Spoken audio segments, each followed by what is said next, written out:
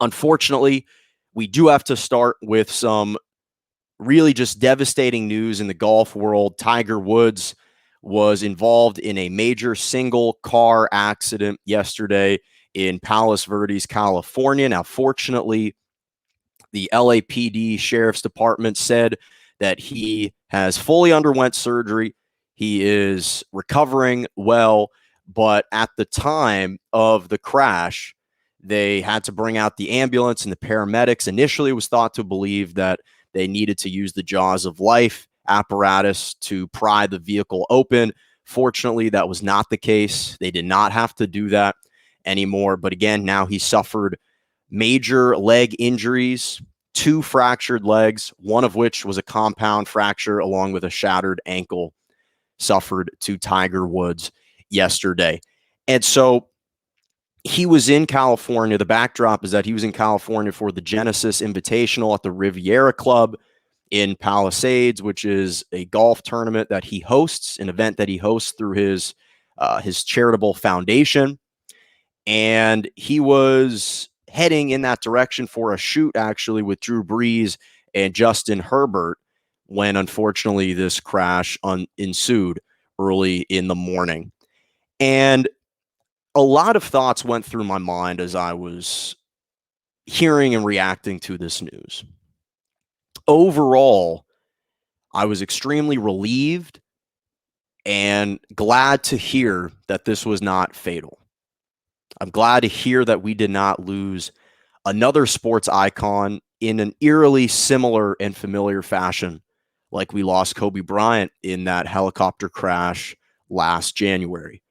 So my first feelings were of relief, because all this anxiety was now trickling down into another sports topic, right? And I think that this is one of those moments when it's important to take a step back and view things on a humanistic level and from a human element. We all know the past transgressions that Tiger Woods has been involved with, has committed. We don't need to go down that path again. But what was notable was that here you have an individual in Tiger Woods that was humbled to the nth degree.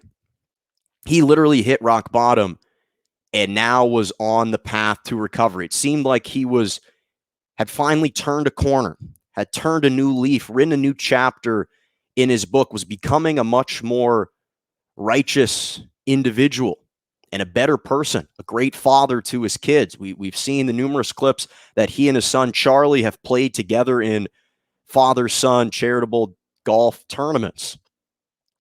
And so what was really devastating and really just sapped the energy yesterday was this is a perfect example of how fickle and cruel life is, and how quickly things can turn in just a matter of seconds.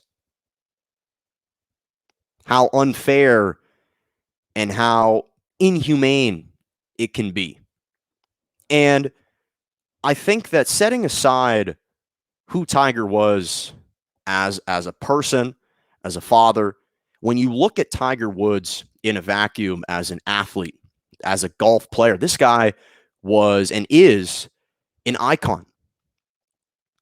He is revered throughout the world, not only for his golf accomplishments, not only for his accomplishments on the course, but how he trailblazed a new path. He opened doors for African-American golfers that would never have happened if it wasn't for his ascension, if it wasn't for his success. Again, this is a guy that turned pro at age 20 in 1996. He had probably the 2 greatest stretches of dominance in a sport that we've ever seen, and especially in golf. Between 1999 and 2002, he won 7 majors, and between 2005 and 2008, he won 6 majors. So this is a sports legend, a sports icon who completely revolutionized the game of golf and the viewing experience of golf. I want all of you to think about and be honest with yourselves, because I had to be honest with myself. If it was not for Tiger Woods, I wouldn't have ever watched golf. He is the sole gravitational pull to the sport.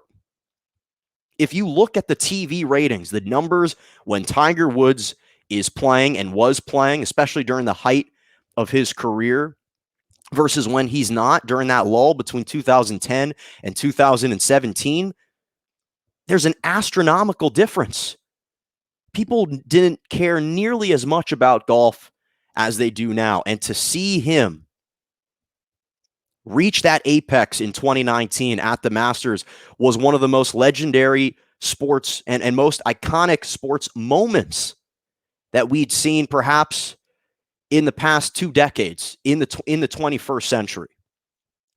And so what makes this story so much more devastating is that if this is the last that we've seen of Tiger Woods as a golfer, and I sure hope it isn't, this would just be an inhumane ending to a fantastic career.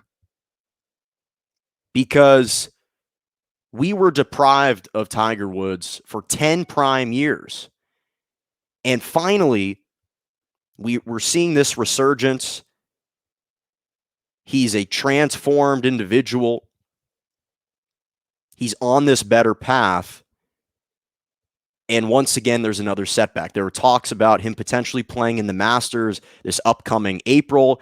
He was just on with Jim Nantz on a CBS broadcast a couple days ago, expressing optimism about coming back and returning for the Masters this upcoming season in 2021. And obviously, I'm thrilled that this was not fatal. And the LAPD and the Sheriff's Department said that it's a non-life-threatening injury that he sustained. That's all fantastic and very positive news.